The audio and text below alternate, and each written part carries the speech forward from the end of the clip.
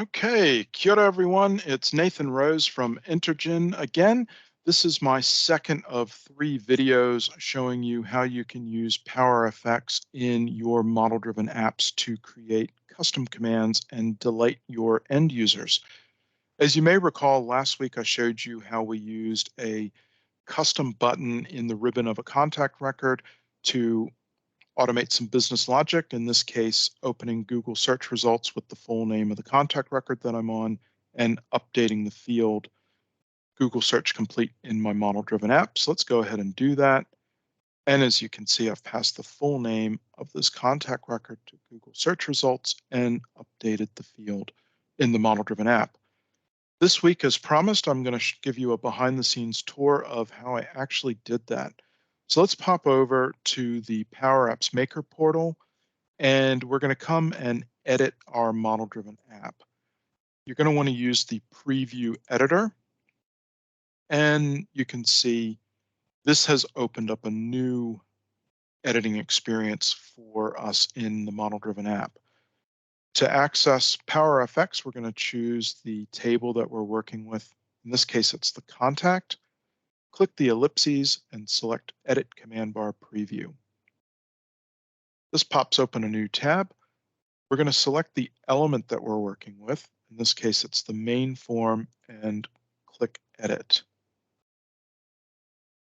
And now you can see we've got a new editing experience with the command ribbon from the contact available to us. And you can see all of the usual suspects, the out-of-the-box commands. These are read-only at this stage. However, to enter a new command, you're going to come up here to the upper left, click New Command, and we've just inserted a new command button into our ribbon. Down the right-hand side here, we can start customizing it, so we can update the label. We can add an icon if we like, select what happens at runtime.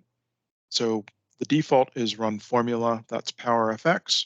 Alternatively, you could run JavaScript if you wanted to. Then you can select the visibility and enter a tooltip if you like. Next, we're going to come up here to the formula bar. This is where we enter our PowerFX formula.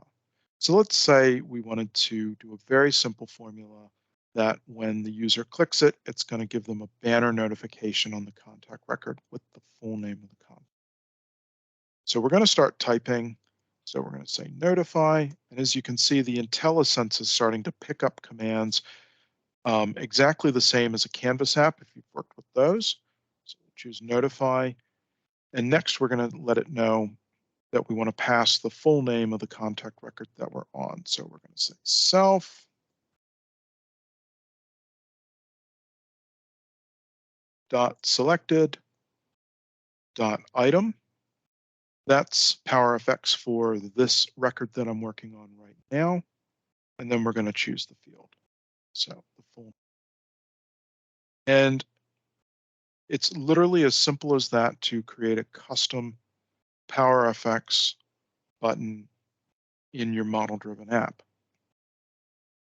Now, in terms of the demo that I showed you last week, this is the button that I demoed for you, our Test Google button. And when we come to the formula bar, you can see that we've got a couple formulas that are executing. The first is a launch command, and this is where we're appending the full name of the contact to the Google search URL. So you can see that we've got our PowerFX self.selected.item.fullname. So that's the full name of this item that I'm working on right now, appending that to this Google search URL. The second is our patch formula. Patch is what you're going to use to create and update records in Dataverse via PowerFX. And in this patch statement, we're just saying we want to update contacts.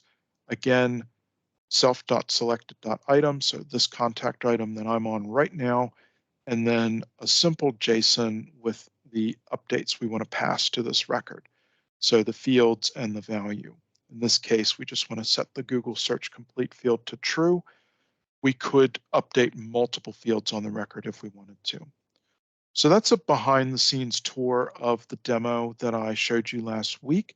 This should give you enough to get started working with PowerFX in your model-driven apps.